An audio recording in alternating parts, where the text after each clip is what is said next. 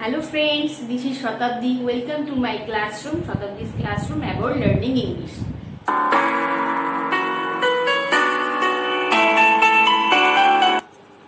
তো বন্ধুরা, আমি প্রিভিয়াস ডে ক্লাসে তোমাদের কি বুঝিয়েছিলাম, আমি ক্লজ নিয়ে ডিটেলে এক্সপ্লেনেশন দিয়েছিলাম। তোমরা সবাই ভিডিওটা ভালো করে দেখেছো, বুঝেছো, তোমরা লাইক করেছো, কিন্তু তোমরা কিছু বেশি কমেন্ট করোনি। তাহলে আমি বুঝতেই পারি, বলতেই পারি যে তোমরা সবাই বুঝেছো ঠিক মতো।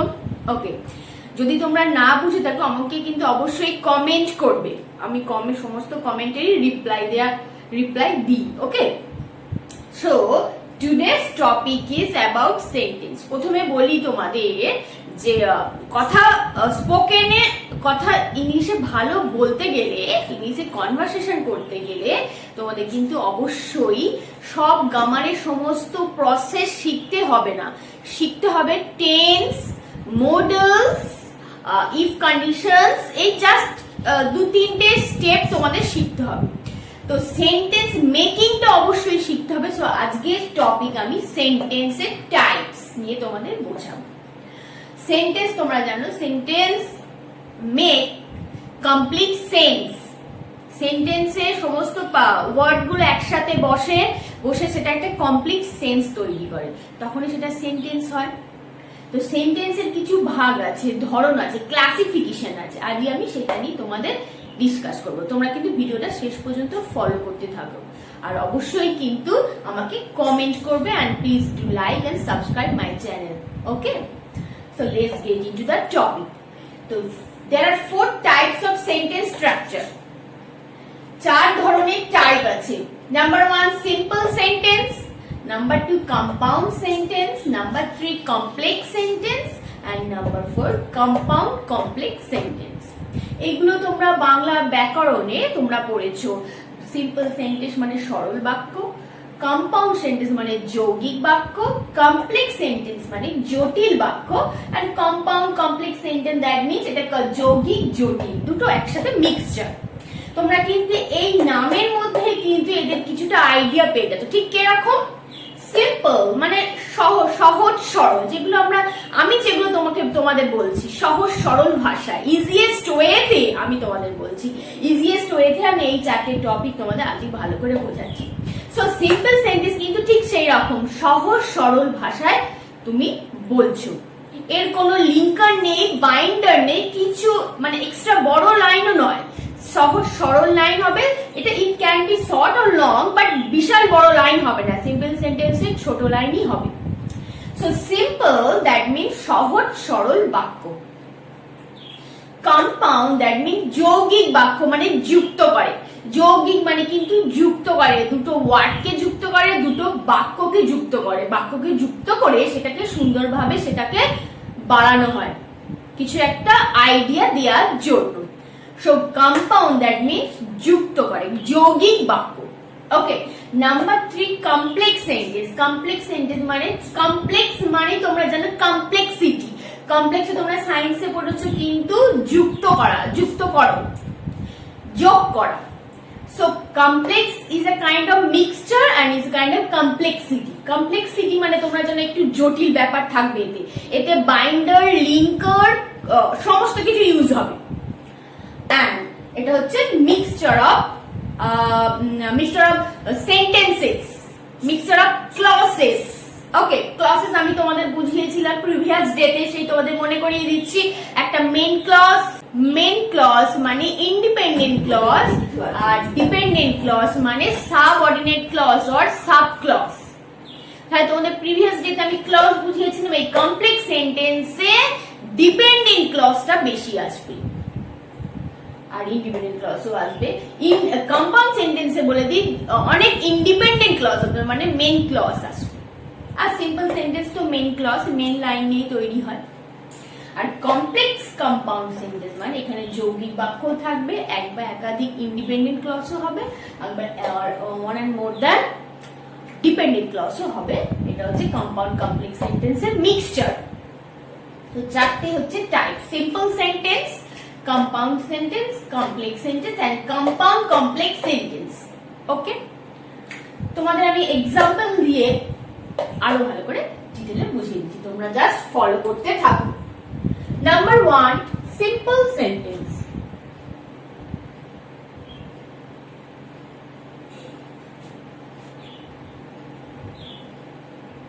দেখো, simple sentence is called a type of sentence which contains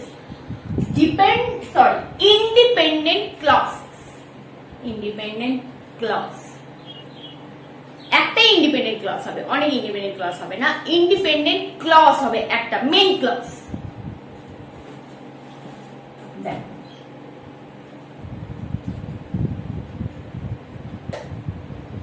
independent clause থাকবে, only one independent clause, only one main clause. Simple ভাবে আমি বলবো, সিম্পল সেন্টেন্স বলছি আমি। Example, Jack loves. দেখো, জ্যাক লাভস, এটা কি sentence? Simple sentence, because there is a subject and verb. To make a complete sentence, you know the structure of the sentence is SVO. SVO is the rule to make sentence structure. S for subject, V for verb, O for object. তাহলে একটা sentence তৈরি করতে গেলে subject, verb, object কিন্তু সর্বদাই থাকবে। So তোমাদের বিভিন্ন সেন্টেন্স বানাতে গেলে সাবজেক্ট, ভার্ব, অবজেক্ট তোমাদের অ্যাপ্লাই করতে হবে, ঠিক রুল অনুযায়ী অ্যাপ্লাই করতে হবে সেন্টেন্স মেক করতে গেলে। ওকে, সো সিম্পল সেন্টেন্সে দেখো আমি একটা এক্সাম্পল দিয়েছি, জ্যাক লাভস, জ্যাক হাসে। Jack is called subject and love is called verb. তাহলে এখানেও কিন্তু সাবজেক্ট ভার্ব আছে। এটা simple sentence, there is no linker, there is no binder. এখানে কোনো বাইন্ডারও নেই, কোনো লিঙ্কারও নেই, কোনো কোঅর্ডিনেটিং কনজাংশনও নেই। এটা তুমি মানে বুঝতে পারছো। It has a complete thought, it has meaning, এর একটা মিনিং আছে। It has a complete sense and it stands alone.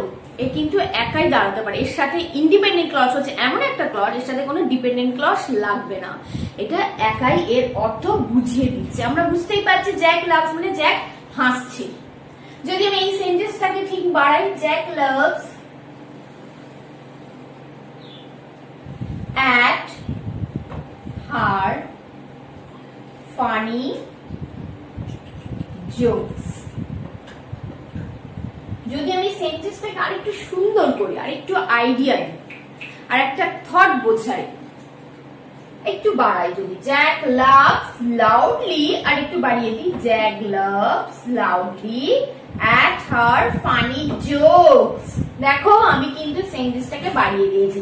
Subject verb আছে, আবার এতে অবজেক্টও আমি এতে অ্যাপ্লাই করে দিয়েছি। অবজেক্টও কি নিয়ে আমি এতে অ্যাপ্লাই করে দিয়েছি। যদি তুমি অবজেক্টও নাও দিতে পারো, তাও কিন্তু একটা কমপ্লিট থট মানে বোঝাচ্ছি।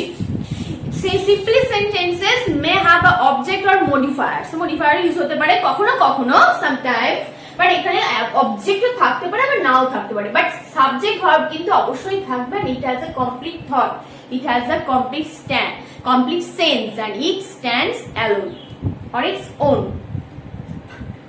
ওকে, Jack loves loudly at her funny jokes. দেখো আমি এটাকে লাইনটাকে বাড়িয়ে দিয়েছি, তোমরাও কিন্তু এটা মানে বুঝতে পারছো। জ্যাক জোরে জোরে হাসছে, তার ফানি জোকসটা শুনে, একটি মেয়ে ফানি জোকস শুনে সে খুব জোরে জোরে হাসছে। এটা কমপ্লিট থট, এটা একটা সিম্পল সেন্টেন্স। আমরা সিম্পল ভাবে নেবো জিনিসটাকে। হ্যাঁ, জ্যাক হাসছে, কিছু দেখে হাসছে, সে ওই মেয়েটার ফানি জোকসটা শুনে হাসছে। তাহলে এটা একটা কমপ্লিট থট। আচ্ছা, আমাদের সেন্টেন্স আমি লিখছি।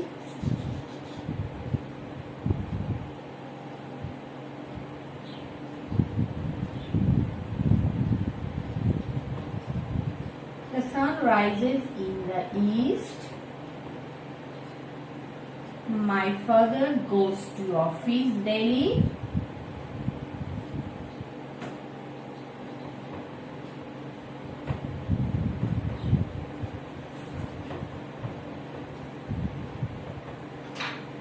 তাহলে দেখো এখানেও সাবজেক্ট আছে।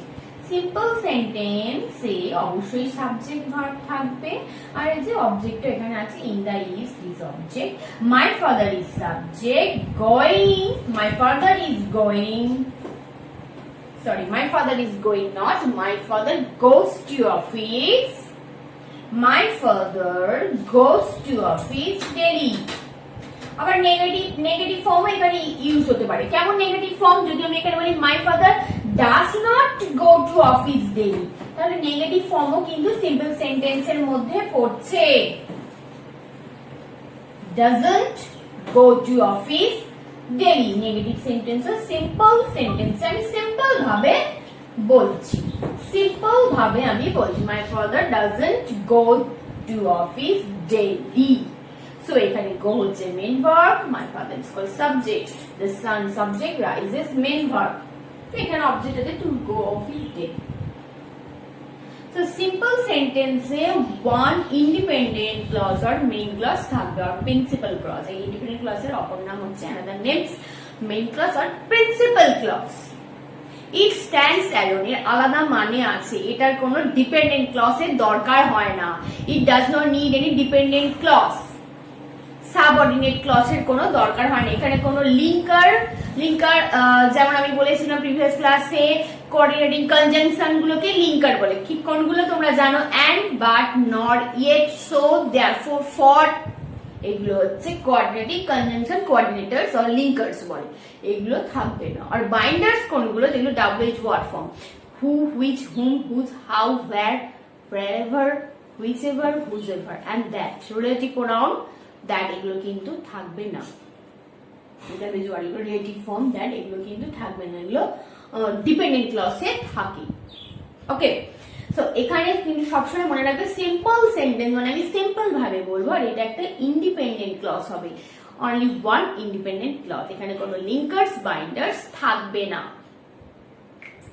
তোমরা এতটুকু নিশ্চয়ই বুঝে গেছো। আমি আবার রিপিট করবো। আমি এবার কম্পাউন্ড সেন্টেন্সে যাব। সিম্পল সেন্টেন্সের নিয়ম ফর্মুলা হচ্ছে এসভিও, সাবজেক্ট ভার্ব অবজেক্ট ফলো করতে হবে, এই রুলটা ফলো করতে হবে, আর ইন্ডিপেন্ডেন্ট ক্লজই থাকবে। So compound sentence, next type of sentence is compound sentence.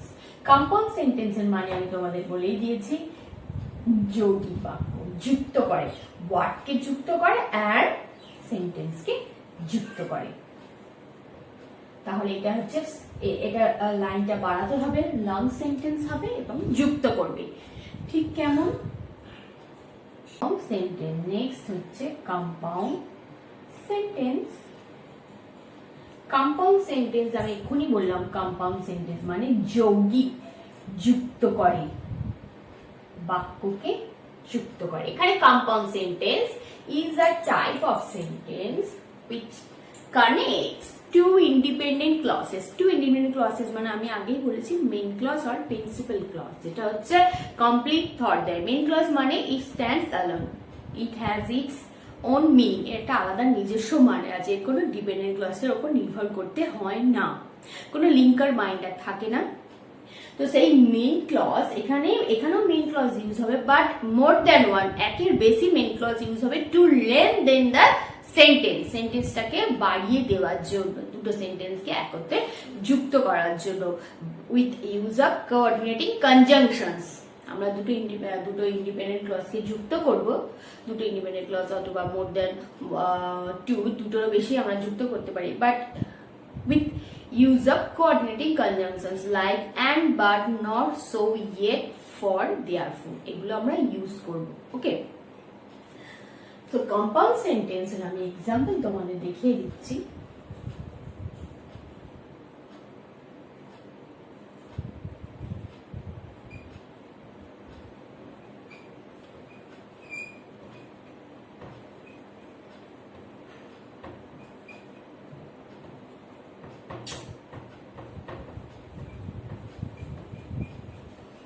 কটা আমি লিখে নিচ্ছি, তারপর তোমাদের বলছি।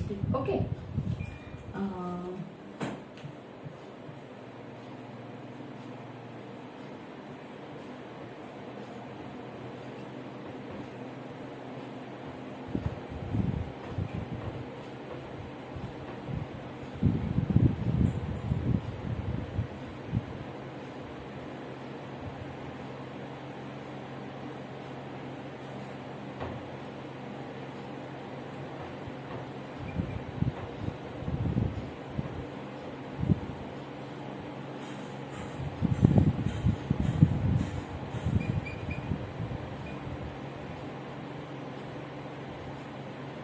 see. Get up early or you will miss the bus. I have a new pen, but she has a new pencil. She draws well, but she doesn't like to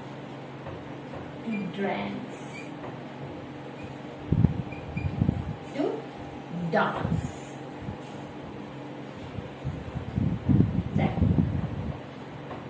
Get up early or you will miss the bus.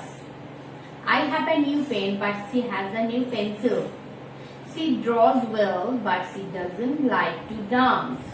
আচ্ছা, আমি আরো example তোমাদেরকে দিয়ে দিচ্ছি, তোমরা একের পর এক আমি বোঝাতে থাকছি। ওকে,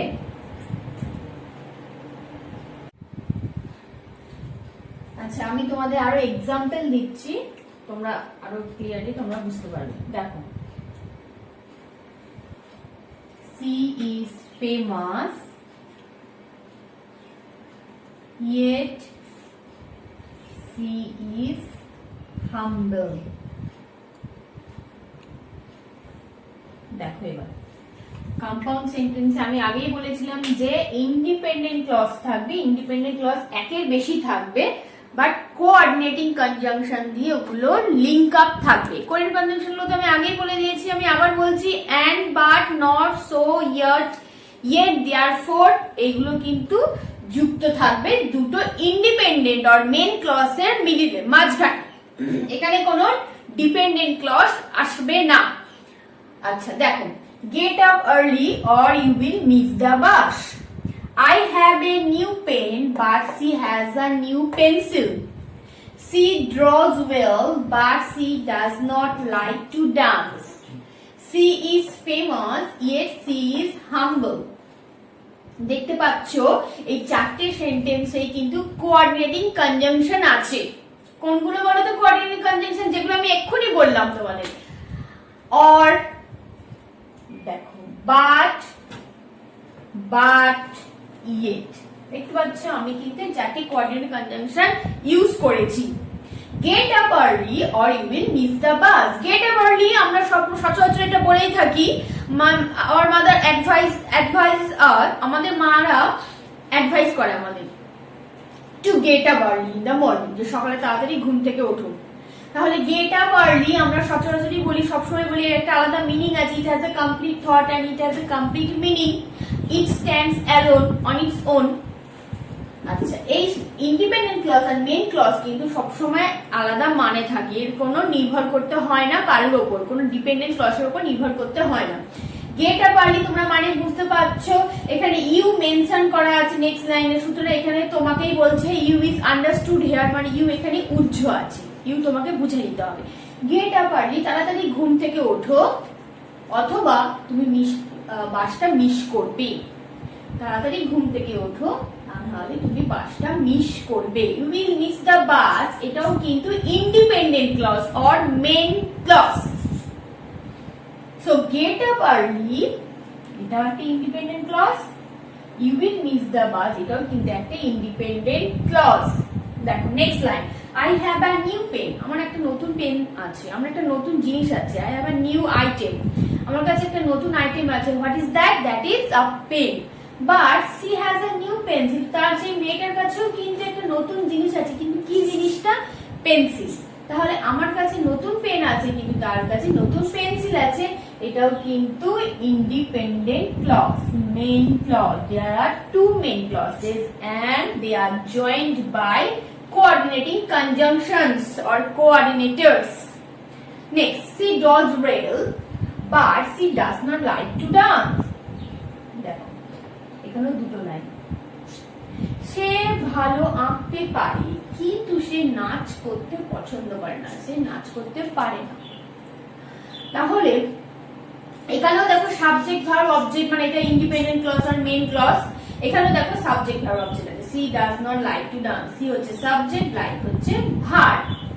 সি হচ্ছে সাবজেক্ট, ড্রস হচ্ছে ভার্ব। এই সেকেন্ড লাইনে সি হলো সাবজেক্ট, লাইক হলো মেইন ভার্ব। আর এই যে ডাজ নট আমি ইউজ করেছি না, এটা হচ্ছে হেল্পিং ভার্ব, ইন্ডিপেন্ডেন্ট ক্লজ এগুলো ইউজ হয়, এগুলো প্রেজেন্ট টেন্সে, বর্তমান কালে হচ্ছে কথাটা, এখন হচ্ছে কথাটা। সুতরাং এটা হচ্ছে independent clause, main clause. She is famous, yet she is humble, সে হলো বিখ্যাত, এর কিন্তু আলাদা মানে তুমি বুঝতেই পারছো, এটাও বুঝতে পারছো। সি ইজ হাম্বল, হাম্বল মানে ভদ্র, সে হলো বিখ্যাত, তবু সে কিন্তু নম্র, বিনয়ী, ভদ্র।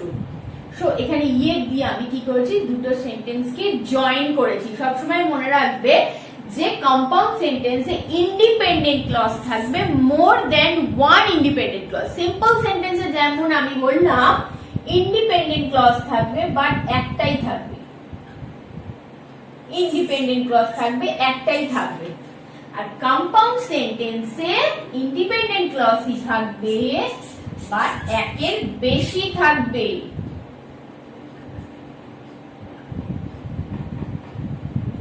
ওকে, আমি আরো এক্সাম্পল তোমাদের দেখিয়ে দিচ্ছি, তোমরা আমাকে বলবে যে এটা সিম্পল সেন্টেন্স না এটা কম্পাউন্ড সেন্টেন্স।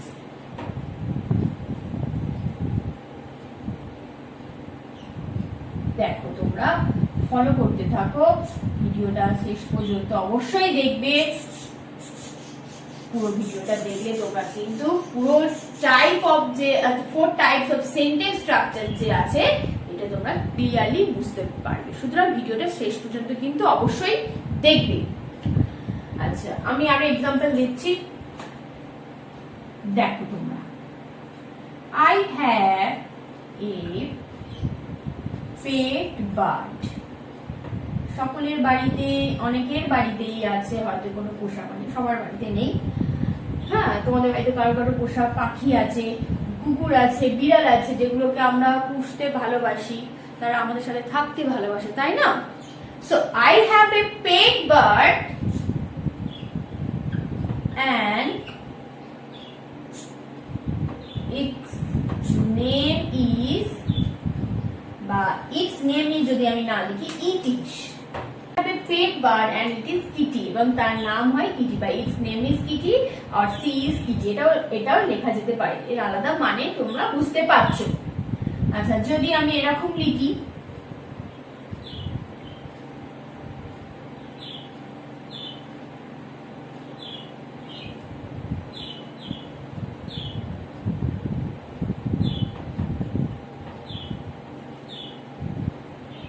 দেখো আমি এটা লিখেছি, দেখো I know him who is a thief, আমি তাকে চিনি, সে কিনা একজন চোর। দেখো এখানে কি, ভালো করে দেখবে কিন্তু, এখানে কি ইন্ডিপেন্ডেন্ট ক্লজ আছে? হ্যাঁ আছে, I know him আছে। আমি তোমাদের বলেই দিয়েছি যে কম্পাউন্ড সেন্টেন্সে more than one independent clause মানে মেইন ক্লজ থাকবে। দেখো এখানে আমি কি লিখেছি, হু ইজ এ থিপ, যে কিনা চোর। এটা কি ইন্ডিপেন্ডেন্ট ক্লজের মতো লাগছে, মেইন ক্লজের মতো লাগছে? দেখো না, কারণ এখানে হু আছে, who is not a linker, it is a binder, subordinating conjunction. আমি তোমাদের বলেইছিলাম যে কম্পাউন্ড সেন্টেন্সে কোঅর্ডিনেটিং কনজাংশন থাকবে, সাবঅর্ডিনেটিং কনজাংশন থাকবে না। বাট আমি এখানে লিখেছি সাবঅর্ডিনেটিং কনজাংশন দিয়ে একটা ডিপেন্ডেন্ট ক্লজ অ্যাপ্লাই করে দিয়েছি, তাহলে এটা কিন্তু অবশ্যই কম্পাউন্ড সেন্টেন্সের এক্সাম্পল হচ্ছে না। I know him who is a thief, দেখো আমি যদি এই সেন্টেন্সটা আলাদা বলি who is a thief, তাহলে কি মানে বোঝাচ্ছে? অবশ্যই না। যদি আমি এই ইন্ডিপেন্ডেন্ট ক্লজটা ডিপেন্ডেন্ট ক্লজের সাথে না জুড়ে দিই, তাহলে কিন্তু এই লাইনটার পুরো অর্থ বোঝা যাবে না। It does not make any complete sense. I know him who is a thief, কেন এটা কম্পাউন্ড সেন্টেন্স নয়? আগে এটা compound sentence because I apply here coordinating conjunction and independent clauses, but in the next sentence I apply subordinating conjunctions and there is a dependent clause, so it is not an example of compound sentence, right? I know him who is a thief, so who is a thief are dependent clause and I know him a independent clause, তাহলে এটা compound sentence কোনোভাবেই নয়। তোমরা কিন্তু এই ভুলটা করবে না। কম্পাউন্ড সেন্টেন্সে কোঅর্ডিনেটিং কনজাংশন থাকবে, সাবঅর্ডিনেটিং কনজাংশন থাকবে না। কম্পাউন্ড সেন্টেন্সে ইন্ডিপেন্ডেন্ট ক্লজ থাকবে, মেইন ক্লজ থাকবে, বাট কোঅর্ডিনেটিং কনজাংশন থাকবে, এখানে কোনো ডিপেন্ডেন্ট ক্লজ থাকবে না। Dependent clause depends on independent clause, but it is called then complex sentence. আমি complex sentence এ dependent clause apply করব, but simple and compound sentence এ আমি কোনো dependent clause apply করব না। এই দুটো সেন্টেন্সে সব সময় independent clause apply করতে হয়, right? So this is an example of complex sentence. Complex sentence টা আমি একটু পরে তোমাদের বলছি, তাহলে তোমরা বুঝতেই পেরেছো এটা কিন্তু কম্পাউন্ড সেন্টেন্স হচ্ছে না। যদি আমি হু এর জায়গায় অন্য কিছু লিখি তাহলে কিন্তু এটা আমি কম্পাউন্ড সেন্টেন্সে কনভার্ট করে দিতে পারবো। I know him, আমি তাকে চিনি, and he is thief, এবং সে কিন্তু একটা চোর, আমি তাকে চিনি, এবং এখানে এবং তো ঠিক দেব না, বার দিয়ে আমি তাকে চিনি, হয়তো চিনি তাকে ভালো ছেলে হিসেবেই চিনি, কিন্তু সে যে একটা চোর সেটাই আমি পরে জানতে পারলাম। I know him, আমি তাকে একটা ভালো মানুষ হিসেবেই চিনি, আমি তাকে চিনি, নিশ্চয়ই ভালো মানুষরাই একে অপরকে চিনতে চায়, খারাপ মানুষরা একে অপরকে চিনতে চায় না। So I know him, আমি তাকে চিনি, but he is a thief, but I know later that he is a thief, আমি পরে জানতে পারলাম যে সে একজন চোর, ইন নেচার তার স্বভাব কিন্তু চুরি করা। তাহলে এটা হচ্ছে compound sentence example, because there is more then one independent clauses and two independent clauses are linked up by coordinating conjunctions. দেখো coordinating conjunction দিয়ে আমি জয়েন করেছি, রাইট? সো কম্পাউন্ড সেন্টেন্সটা তোমরা ভালো করে বুঝতে পেরেছো তো?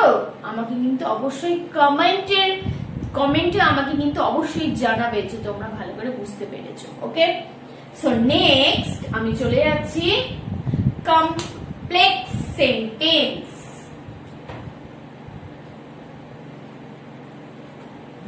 কমপ্লেক্স সেন্টেন্স, কমপ্লেক্স কথাটার মানে তোমরা একটু কি আইডিয়া করতে পারছো? কমপ্লেক্স মিন্স কমপ্লেক্সিটি, জটিলতা। কমপ্লেক্স সেন্টেন্স হচ্ছে একটু জটিল, এতে একটু টুইস্ট আসবে। এবং সায়েন্সে তোমরা পড়েছো, যারা সায়েন্স নিয়ে পড়ছো তারা কিন্তু জানো কমপ্লেক্স এটা মিক্সচার হিসেবে ইউজ হয়, বিভিন্ন রাসায়নিক কেমিক্যাল এগুলো মিক্সচার হিসেবে ইউজ হয়। তাহলে কমপ্লেক্স সেন্টেন্সে মিক্সচার থাকবে, কিসের মিক্সচার থাকবে? ইন্ডিপেন্ডেন্ট ক্লজ আর ডিপেন্ডেন্ট ক্লজের মিক্সচার থাকবে কমপ্লেক্স সেন্টেন্স। কমপ্লেক্স মানেই হচ্ছে একটা মিক্সচার, একটা complexity. Okay, so complex sentence হচ্ছে একটা মিক্সচার। কিসের মিক্সচার আমি বললাম এক্ষুনি? Dependent clause and independent clause এর mixture, right? So complex sentence is a type of sentence which consists independent clause and dependent clause, and two clauses are joined by binders. এই যে এবার বাইন্ডার্স আসছে। বাইন্ডার্স কোনগুলো আমি তোমাদের প্রিভিয়াস ক্লাসে ক্লসে ভালো করে বুঝিয়েছিলাম যে binders who, which, whom, how এগুলো relative pronouns, that, as, because এগুলো অ্যাপ্লাই করতে হয়। এগুলো হচ্ছে they are called binders. Okay, so independent clause আর মেইন ক্লজ আর ডিপেন্ডেন্ট ক্লজ আর সাবঅর্ডিনেট ক্লজ কমপ্লেক্স সেন্টেন্সে থাকবে, এবং তাদের মাঝখানে মিডলে এই দুটো ক্লজকে যুক্ত করবে binders. Dependent clause doesn't stand alone, it depends on independent clause. এই ডিপেন্ডেন্ট ক্লজে আলাদা কোনো মানে হয় না, এই কিন্তু ইন্ডিপেন্ডেন্ট ক্লজের উপর নির্ভর করে। দেখো আমি ঠিক লাইন লিখছি, কটা লাইন লিখছি তোমরা একটু দেখে বুঝতে পারবে যে কিভাবে ডিপেন্ডেন্ট ক্লজটা ইন্ডিপেন্ডেন্ট ক্লজের উপর নির্ভর করছে, এদের আলাদা কোনো মিনিং নেই, এটা কিন্তু তোমরা বুঝতে পেরে যাবে। দেখো এক্সাম্পল নাম্বার 1, আমি বলেছিলাম যে এখানে বাইন্ডার্স অ্যাপ্লাই করবো আমরা, বাইন্ডার্স।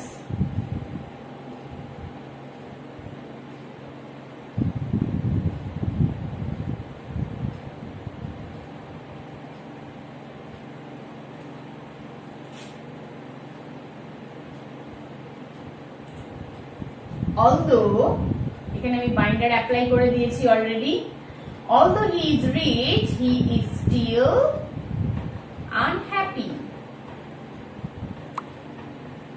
Next,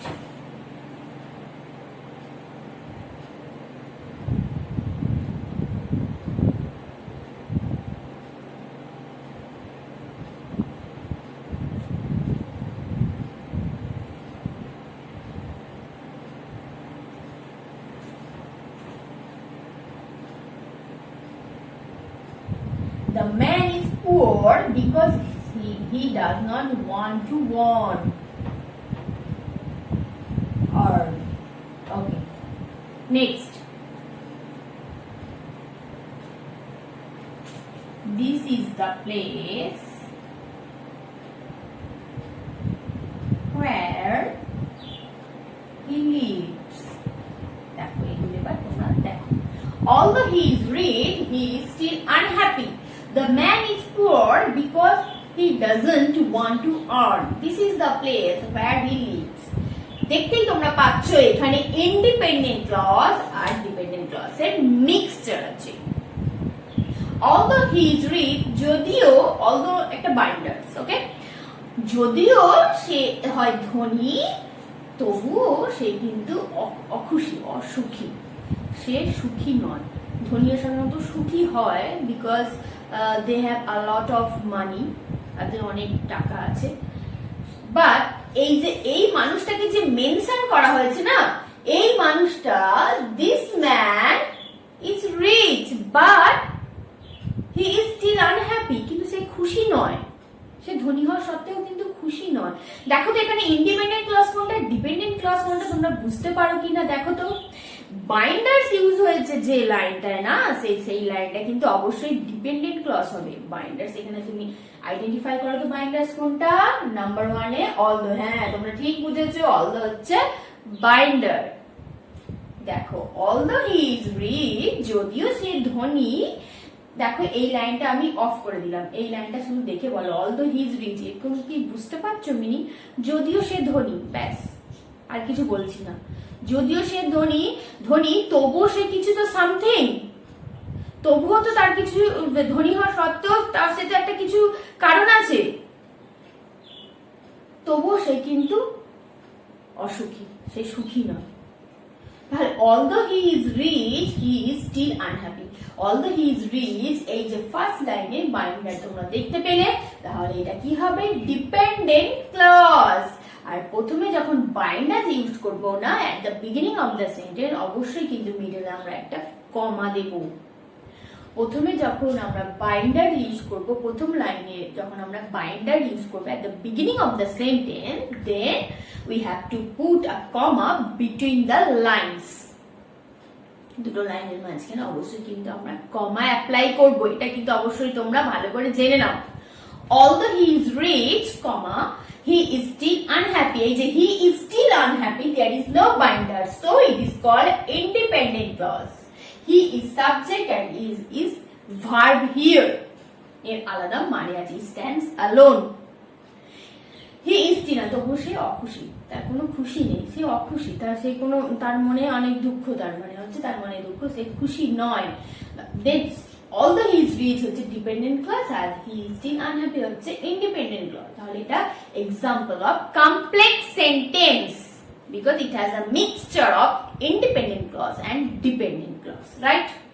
Number 2, the man is poor because he doesn't want to earn. মানুষটা গরিব কারণ সে রোজগারি করতে চায় না। আচ্ছা আমি এটা আবার বলছি, the man is poor because he doesn't want to earn. মানুষটা গরিব কিন্তু সে আর্ন করতে চায় না। ঠিক আছে, এটা হচ্ছে মানুষটার ক্যারেক্টার বলছে। এই যে the man is poor, এটা হচ্ছে ইন্ডিপেন্ডেন্ট ক্লজ, আমি এক্ষুনি বললাম এটা মেইন ক্লজ, কারণ এর আলাদা মানে আছে। But because he doesn't want to earn, কিন্তু সে রোজগার করতে চায় না, এর কিন্তু আলাদা মানে নেই, কারণ এখানে বিকজ আছে। এই লাইনটা প্রথমে কিন্তু বিকজ দিয়ে শুরু আছে। এই বিকজ হচ্ছে সাবঅর্ডিনেটিং কনজাংশন, এখানে সাবঅর্ডিনেটিং কনজাংশন অ্যাপ্লাই করেছে, সুতরাং এটা হচ্ছে কমপ্লেক্স সেন্টেন্সের এক্সাম্পল। দেখতেই পাচ্ছ এখানে একটা ইন্ডিপেন্ডেন্ট ক্লজ আর একটা ডিপেন্ডেন্ট ক্লজ আমি অ্যাপ্লাই করেছি এবং দুটো সেন্টেন্সের মিডলে কি অ্যাপ্লাই করেছি, সাবঅর্ডিনেটিং কনজাংশন, সাবঅর্ডিনেটরস আমি ইউজ করেছি।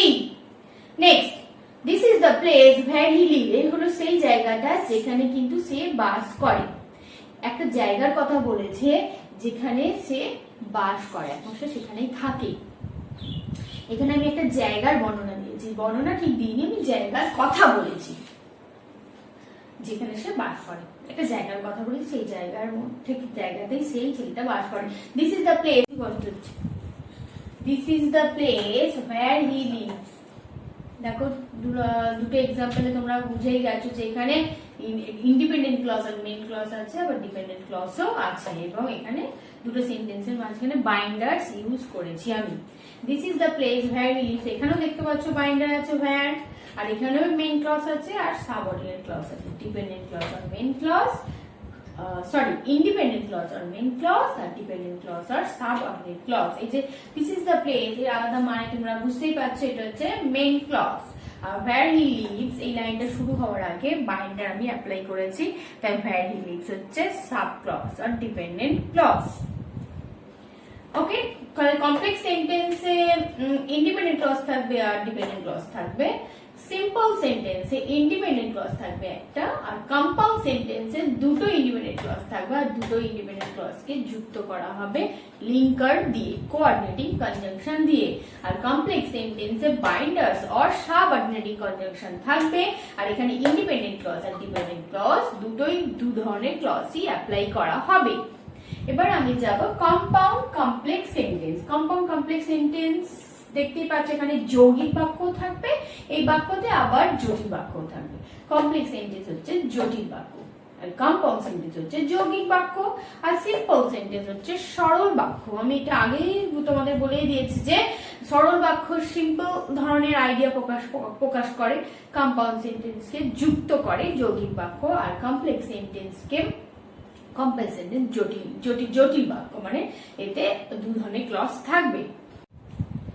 এবার আমি তোমাদের নাম্বার 4 টাইপ অফ সেন্টেন্স স্ট্রাকচারটা বোঝাবো। দেখো কম্পাউন্ড কমপ্লেক্স সেন্টেন্স, এখানে কম্পাউন্ড কমপ্লেক্স সেন্টেন্স যৌগিক বাক্য থাকবে, এখানে আবার জটিল বাক্য থাকবে, মানে ডিপেন্ডেন্ট ক্লজ ইন্ডিপেন্ডেন্ট ক্লজ সবই ইউজ হবে এখানে।